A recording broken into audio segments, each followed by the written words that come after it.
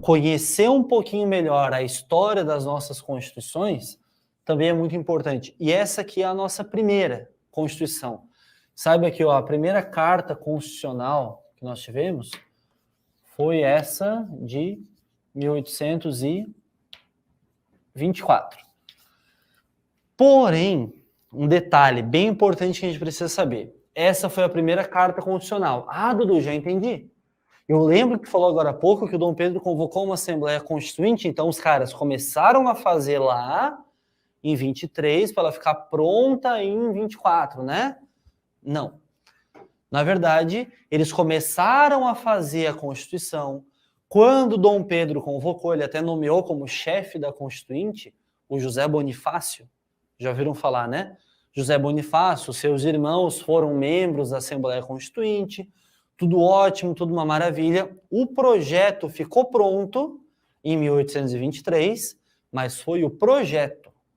Porque quando esse projeto foi apresentado a Dom Pedro I, houve uma briga muito grande. Pelo seguinte motivo, na abertura da Assembleia Constituinte, Dom Pedro fez um discurso, e o discurso dizia o seguinte, está um trecho dele. Façam uma Constituição que honre o meu nome. Tá, o que ele quer dizer com isso? Uma Constituição que honre o meu nome. Traduzindo, sabe, tem o Google Tradutor, tem o, sei lá, o História Tradutor também. Honrar o meu nome quer dizer, me dê poderes.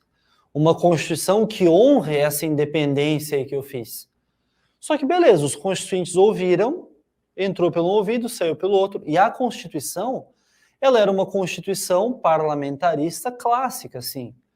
Estilo Inglaterra, estilo que tinha sido aprovado em Portugal, onde o rei reina, mas não governa. 3 poderes, poder executivo, legislativo, judiciário. Existia a figura do imperador muito mais como decorativo do que como um governante efetivo.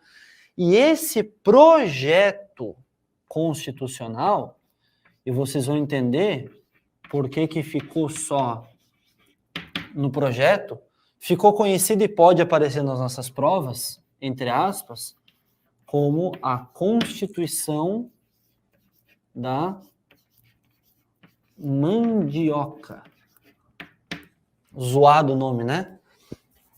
Pois é, cara. O que é a Constituição da Mandioca? Por que, na verdade, que ficou conhecido com esse nome aqui, né?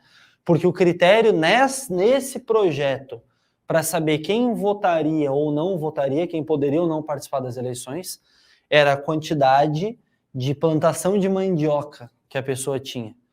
Isso aqui era importante na época, porque a mandioca era a base da alimentação, principalmente dos escravos. Então, ter mandioca sinalizava ter uma boa quantidade de escravos. Basicamente isso, né? Era um distintivo social, assim. Então, se aparecer essa coisa zoada aqui, projeto da Constituição da Mandioca, saibam que é esse projeto de 23 aqui, que o Dom Pedro rasgou, rompeu com José Bonifácio, já brigou com os constituintes. Então, se a crise era econômica, começa a ficar política, a crise. E ele acaba cancelando esse projeto e aprovando a sua própria Constituição. Por que ele está dizendo que a Constituição de 24 foi outorgada? Saibam diferenciar esses dois termos. Uma Constituição ela pode ser promulgada ou outorgada. Qual que é a diferença? Promulgada é tipo a nossa hoje em dia. Passou por uma assembleia, passou por uma discussão e por vários membros ela foi aprovada, como seria essa aqui, por exemplo. Agora, outorgada é quando ela é imposta por um governante. Por exemplo, foi o que Dom Pedro II fez aqui. Então, não esqueçam. Promulgado, aprovado. Outorgado significa imposto. Imposta a Constituição pelo governante. Tá, Dudu? Qual Constituição mais é outorgada da nossa história? Não esqueçam, tá? Nós temos 7 Constituições. O Brasil é um país bem tranquilo, assim. Os Estados Unidos tem uma até agora. Nós temos 7 Constituições. Das 7 Constituições, 2 são outorgadas. que é a de 1824, que é essa aqui, e a de 1937, que é a do Vargas. Tá bom? Então essas duas são outorgadas, as outras todas foram promulgadas. Fechado? Então, cara, quais são as características principais que a gente tem que saber sobre essa Constituição de 24? Primeira característica é que ela honra o nome do Dom Pedro. Foi ele que fez, então, obviamente, vai honrar, entre aspas, o nome dele. Como que honra o nome do Dom Pedro? Fazendo o que na Constituição ficou conhecido como o poder moderador. O que é o poder moderador? É o que a gente conhece também como o quarto poder, que funcionava como? Imagina que existia a dinâmica dos três poderes clássicas lá que a gente conhece, do Montesquieu, o poder executivo, que executa, coloca as leis em prática, o poder legislativo, que cria as leis, e o judiciário, que julga se essas leis estão sendo cumpridas ou não. Em tese, essa é a divisão clássica dos três poderes. Agora, o Dom Pedro criou o quarto poder, ou poder moderador, que era um poder acima dos três, para qualquer decisão de um dos três poderes, passava pelo moderador. Então, no fim das contas, cara, quem governava sozinho era esse magrão aqui, ó, era o imperador, por conta desse poder moderador. Então, a gente pode dizer que uma das características dessa Constituição é o autoritarismo, sem sombra de dúvidas. E isso aqui já gerou mais crise ainda, essa característica autoritária impositiva da Constituição. Fechado?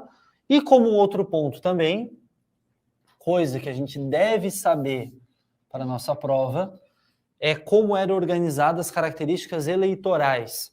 Quem podia votar, quem não votava, como, de que forma, isso é muito importante. Então saibam o seguinte, na época, o voto feminino não era permitido, então só era permitido o voto masculino para homens masculino para homens é ótimo, né? Masculino para homens acima de 25 anos, então menos de 25 anos não podia votar, a não ser que tu fosse casado. Porque o magrão que é casado, ele já é mais responsável, não faz tanta cagada, então podia votar. Ou se tu tivesse um emprego fixo, carteira assinada, aí reduzia a idade. Mas se não, tu não é casado, não tem emprego, não vota, meu amigo, porque tu é vida louca, então não vai dar para votar. Ou seja, homens acima de 25 anos, com voto aberto, ou seja, todo mundo sabia em quem tu votava, e censitário. Isso aqui é muito importante, cara. Olha, talvez a parte mais importante é essa aqui, ó. O que significa voto censitário? Voto censitário é voto por, renda. Tinha que comprovar uma certa renda para poder votar. Como que funcionava isso? Mais ou menos assim.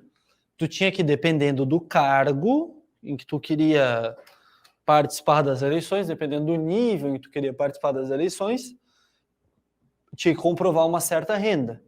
Então, por exemplo, existiam dois tipos de eleitores no Brasil. Existia aquele que era o que nós chamamos de eleitor de paróquia. Dudu, por que eleitor de paróquia? Porque as eleições eram feitas nas igrejas, nas paróquias, na época. Digamos assim, o colégio eleitoral era uma paróquia, era uma igreja. Existia o eleitor de paróquia. O eleitor de paróquia, ele votava para escolher quem seria o eleitor de província. Tá, vamos lá. Eleitor de paróquia decide quem vão ser os eleitores de província. Tá, para eu ser eleitor de paróquia, o que eu precisava?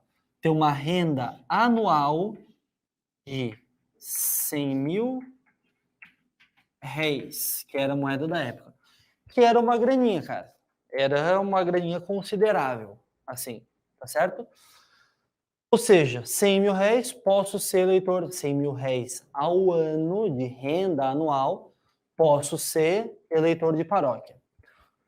Sendo eleitor de paróquia, eu escolho quem serão os de província, e para eu poder ser eleitor de província, eu preciso comprovar uma renda de 200 mil réis, o dobro, ao ano, que aí já era muito mais restrito.